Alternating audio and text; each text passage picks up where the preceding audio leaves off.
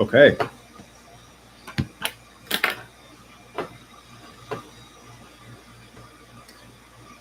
I am going to be reading chapter 6 from In Search of the Miraculous by P.D. Uspensky.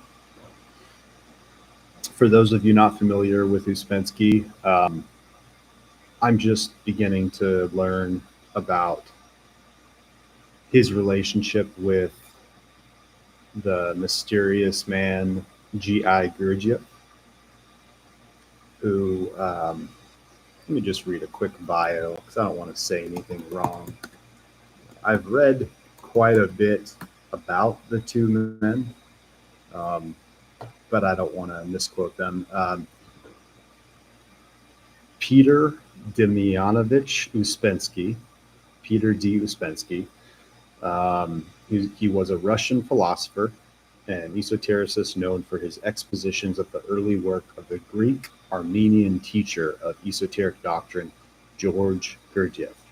He met Gurdjieff in Moscow in 1915 and was associated with the ideas and practices originating with Gurdjieff from then on.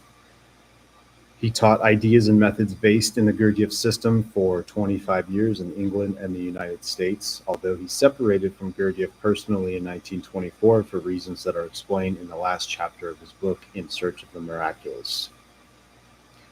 Uspensky studied the Gurdjieff system directly under Gurdjieff's own supervision for a period of 10 years, from 1915 to 1924. In Search of the Miraculous recounts what he learned from Gurdjieff during those years. While lecturing in London in 1924, he announced that he would continue independently the way he had begun in 1921. Some, including his close pupil Rodney Collins, say that he finally gave up the system in 1947, just before his death, but his own recorded words on the subject, Record of Meetings, as it's called, published posthumously, do not clearly endorse this judgment. So it's not clear whether he gave up the system or not. As far as his career, Uspensky, during his years in Moscow, Uspensky wrote for several newspapers and was particularly interested in the then fashionable idea of the fourth dimension. His first work, published in 1909, was titled The Fourth Dimension. It was influenced by the ideas prevalent in the works of Charles H. Hinton, which treat the fourth dimension as an extension in space. Uspensky treats time as a fourth dimension only indirectly in a novel he wrote titled Strange Life of Ivan Osokin, where he also explores the theory of eternal recurrence. For those of you familiar with Friedrich Nietzsche and his mind, the thought experiment of eternal recurrence, some take this literally as an esoteric truth. The concept of everything repeating eternally over and over and over and over again with no end. This was a thought experiment with Nietzsche where he said, if a demon were to come down and tell you that your whole life would repeat endlessly, eternally, would you be happy with that, or would that give you dread? And it was a sort of thought experiment where it made you look at your life differently. It was supposed to. Some, like Mircea Eliade, sort of expanded on this and took this to a more like this is some people really took this theory, whereas Nietzsche is almost like a staunch materialist. It's hard to say, but most people take him as a staunch materialist, where he, for anyone to think of anything outside of the seen world, to expound upon, what am I trying to say? The eternal, the divine, metaphysical. That's what I'm trying to say. Nietzsche kind of shat on metaphysics, whereas a lot of people took his theory of eternal recurrence and expounded on it metaphysically. Okay, Uspensky's second work, The Tertium Organum, was published in 1912. In it, he denies the ultimate reality of space and time and negates Aristotle's logical formula of identification of A is A, including in his higher logic that A is both A and not A. Sort of a quantum theory there. Unbeknown to Uspensky, a Russian emigre by the name of Nicholas Bessarabov took a copy of Tertium Organum to America and placed it in the hands of the architect Claude Bragdon, who could read Russian and was interested in the fourth dimension. Tertium Organum was rendered into English by Bragdon, who had incorporated his own design of the hypercube into the Rochester Chamber of Commerce building. Bragdon also published the book, and the publication was such a success that it was finally taken up by Alfred A. Knopf, that's a publishing house, Alfred A. Knopf. At the time, in the early 1920s, Uspensky's whereabouts were unknown. Bragdon located him in Constantinople and paid him back some royalties. Uspensky traveled in Europe and the East, India, Ceylon, now Sri Lanka, and Egypt, in his search for knowledge.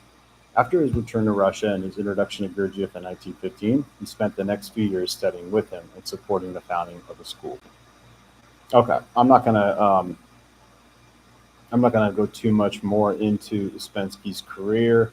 You kind of get the gist of him, and then I will just give you a quick rundown of Gurdjieff.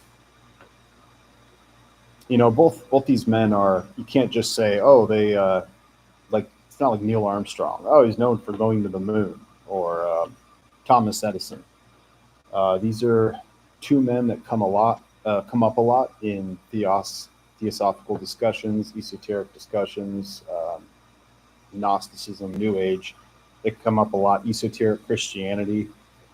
But to just give an outline of what these two men did in their life is a tough one. But I'm trying to do this here by just reading a quick rundown of their Wikipedia entries.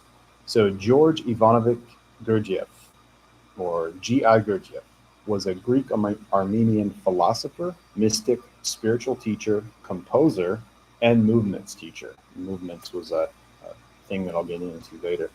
Gurdjieff taught that people are not conscious of themselves and thus live their lives in a state of hypnotic waking sleep, but that it is possible to awaken to a higher state of consciousness and serve our purpose as human beings.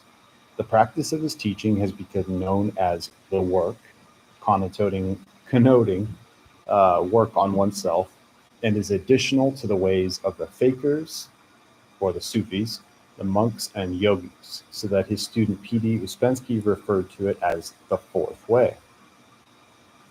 Gurdjieff's teaching has inspired the formation of many groups around the world. After his death in 1949, the Gurdjieff Foundation in Paris was established and led by his close pupil Jean de Salzman, in cooperation with other direct pupils of Gurdjieff, until her death in 1990, and then by her son Mikhail de Salzman until his death in 2001. The International Association of the Gurdjieff Foundations comprises the Institut Gurdjieff in France, the Gurdjieff Foundation in the USA, the Gurdjieff Society in the UK, and the Gurdjieff Foundation in Venezuela. I'll just give you a real quick rundown. In his early years, he was born in Alexandropol, Yerevan Governorate, Russian Empire. So now it's known as Gurmy, Armenia. So it was the Russian Empire, now it's Armenia. His father, Ivan, was Greek and a renowned Ashu, who is a singer-poet. He's kind of a bard type guy. This is his father, under the pseudonym Adash, who in the 1870s managed large herds of cattle and sheep. The long-held view is that Gurdjieff's mother was Armenian, although some scholars have recently speculated that she too was Greek. According to Gurdjieff himself, his father came of a Greek family whose ancestors had emigrated from Byzantium after the fall of Constantinople in 1453, with his family initially moving to central Anatolia and from there eventually to Georgia and the Caucasia. How do you say that? Caucasus? There are conflicting views regarding Gurdjieff's birthday, yada, yada, yada. I'm not going to go too much into that. Gurdjieff spent his childhood in Kars, which from 1878 to 1918 was the administrative capital of the Russian-ruled Transcaucasus. Got to look up the pronunciation of that.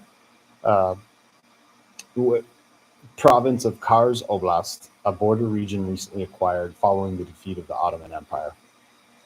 Okay. There's so much to go into as far as his background. Gurdjieff makes particular mention of the Yazidi community, who some call the devil worshippers. Growing up in a multi-ethnic society, Gurdjieff became fluent in Armenian, Pontic Greek, Russian, and Turkish, speaking the last in a mixture of elegant Ottoman Turkish with some dialect. He later acquired a working facility with several European languages.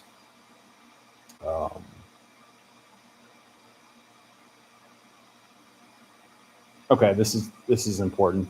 In early adulthood, according to his own account, Gurdjieff's search for such knowledge led him to travel widely to Central Asia, Egypt, Iran, India, Tibet, and other places before he returned to Russia for a few years in 1912. He was never forthcoming about the source of his teaching, which he once labeled as esoteric Christianity, in that it ascribes a psychological rather than a literal meaning to various parables and statements found in the Bible.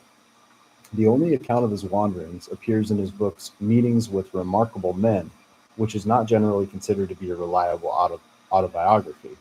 One example is that of the adventure of walking across the Gobi Desert on stilts, where Gurdjieff said he was able to look down on the contours of the sand dunes while the sandstorm whirled around below him. Each chapter is named after a remarkable man, some of whom were putative members of a society called the Seekers of Truth.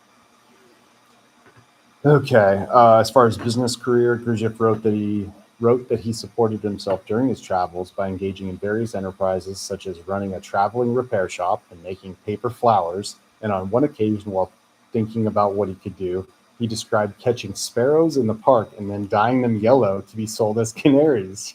It is also speculated by commentators that during his travels he was engaged in a certain amount of political activity as part of the Great Game, which was a rivalry between the 19th century British and Russian empires over influence in Central Asia, primarily in Afghanistan, Persia, and Tibet.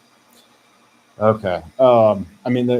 There's so much I could go into with this man. There is so much written about him. I don't want to get carried away. I also don't want to lose any audience that might be tuning in.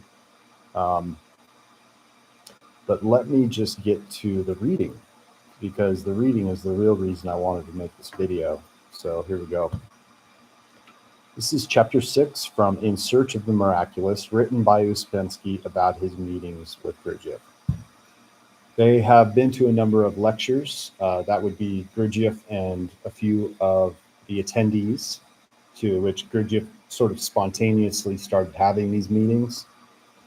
One of the next lectures, this is the beginning of the chapter 6. One of the next lectures began with a question asked by one of those present. What was the aim of his teaching? I certainly have an aim of my own, said G is Gurdjieff, but you must permit me to keep silent about it. At the present moment, my aim cannot have any meaning for you, because it is important that you should define your own aim. The teaching by itself cannot pursue any definite aim. It can only show the best way for men to attain whatever aims they may have. The question of aim is a very important question. Until a man has defined his own aim for himself, he will not be able even to begin to do anything. How is it possible to do anything without having an aim? Before anything else, doing presupposes an aim. But the question of the aim of existence is one of the most difficult of philosophical questions, said one of those present. You want us to begin by solving this question, but perhaps we have come here because we are seeking an answer to this question. You expect us to have known it beforehand. If a man knows this, he really knows everything. You misunderstand me, said G. I was not speaking of the philosophical significance of the aim of existence. Man does not know it, and he cannot know it so long as he remains what he is. First of all, because there is not one but many aims of existence. On the contrary, attempts to answer this question using ordinary methods are utterly hopeless and useless. I was asking about an entirely different thing. I was asking about your personal aim, about what you want to attain, and not about the reason for your existence. Everyone must have his own aim. One man wants riches, another health. A third wants the kingdom of heaven. The fourth wants to be a general, and so on. It is about aims of the sort that I am asking. If you tell me what your aim is, I shall be able to tell you whether we are going along the same road or not.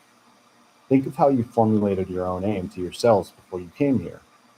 I formulated my own aim quite clearly several years ago, I said. This is Uspensky. I said to myself then that I want to know the future. Through a theoretical study of the question, I came to the conclusion that the future can be known, and several times I was even successful in experiments in knowing the exact future. I gotta pause it here. Let's see, do I have to end the stream? Okay, I'm gonna end the stream, and because I gotta get going, I have somebody who needs to speak with me, but I will continue because this is good stuff. All right, thanks for tuning in.